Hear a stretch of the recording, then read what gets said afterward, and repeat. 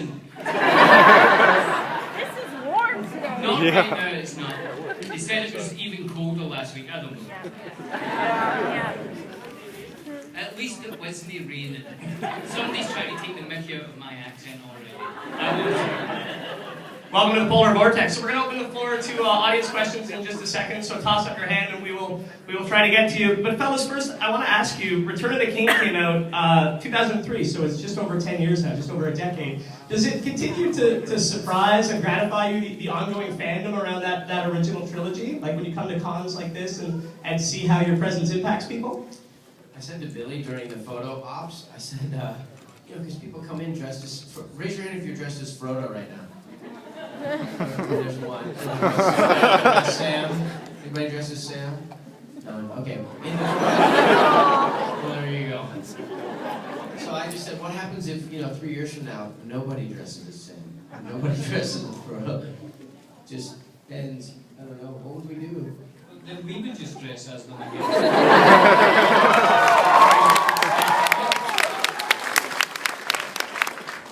Frodo lives. You guys were making the trilogy. Did you have a sense that it would have the impact that it has? Obviously, it's based on a well-loved work, but did you have the sense that the films would connect and kind of have the cultural impact that they have, even a decade later? No, we honestly didn't. I think we all tried to make the best films that we could, but seriously, they could have went straight to DVD. There wasn't any feeling that these were going to be huge, or that, and fantasy wasn't a big genre. There wasn't really big fantasy movies, So, when we got to go to the Oscars and stuff, then all that stuff was a real surprise. I think I felt like it might be big, but big to me meant, like a big opening weekend. So I don't, there's no way I didn't know about conventions and stuff back then. I think Comic-Con was something I was loosely aware of, Harry Knowles or something, but Ain't It Cool News, but no, there would have been no way to conceptualize this room full of people. Can you tell us a little bit about getting the parts, about the audition process, and maybe the first time the two of you or Dominic and Elijah met?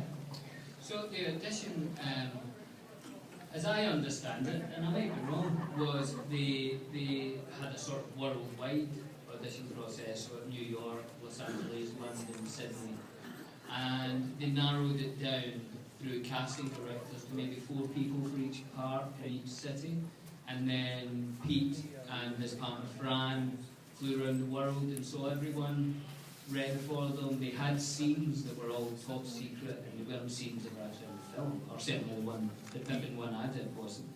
And then, yeah, it was that easy. So I read once for the casting director, went on tape and went to New Zealand. Then I met Pete and Fran, and then within a couple of weeks they called up and said, "Do you want to play that?" I said,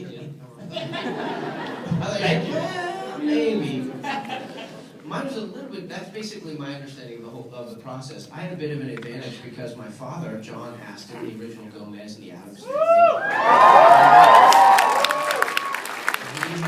he had worked for Peter and Fran on the Frighteners, and so he had spent time in New Zealand, and he'd been through the Weta experience. He played a character called the Judge who had been dead over 100 years, so they did all this makeup with his jaw hanging off, and he came home. Well, at one point he called me. They were in Peter and Fran's garage, which they had kind of turned into a screening room, and he called with Peter and Fran and Michael J. Fox.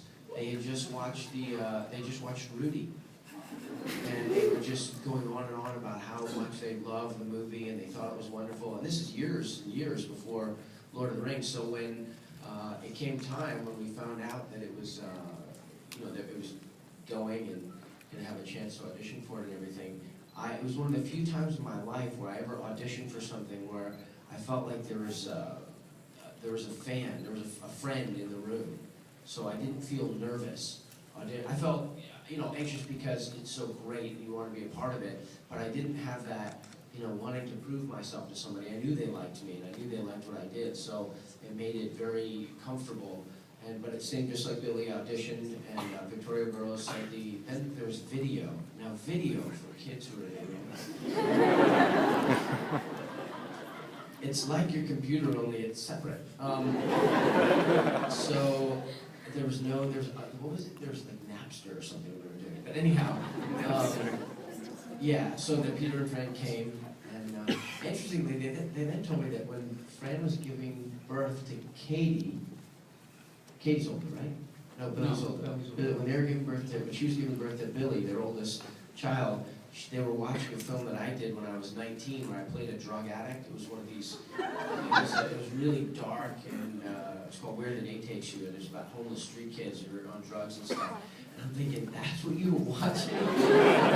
My wife was playing like pretty music, and so yeah, it was a pretty, but it took time. There was time between auditioning and, time between hearing about it and auditioning, and then auditioning and waiting, and then the best moment was when they called and they said their New Line is asking for quotes. And that's code for you're about to get an offer, because they want to locate the offer within what you normally make as an actor. They don't want to offer you too little, they don't want to offer you too much, so they call for quotes. So you try and jack your quotes up when you're telling but that was a thrilling moment. And then I remember I was in a little office, and I got in a little office, and the phone rang, and I had an assistant at that point, and he said there was the name of 3 agents. And whenever, if you don't get the part, one agent who drew the short straw calls to tell you that you didn't get the job. Listen, it's not going forward on this movie or that movie. But I had 3 agents on the phone, so you're like, oh, that's going to be big. So I remember picking up the phone, and it was like this electricity in my hand. And he goes, how would you like to go down there? They want you to play Sam. And I literally fell on my knees. It's pretty great. First question from the floor. Hello, right there.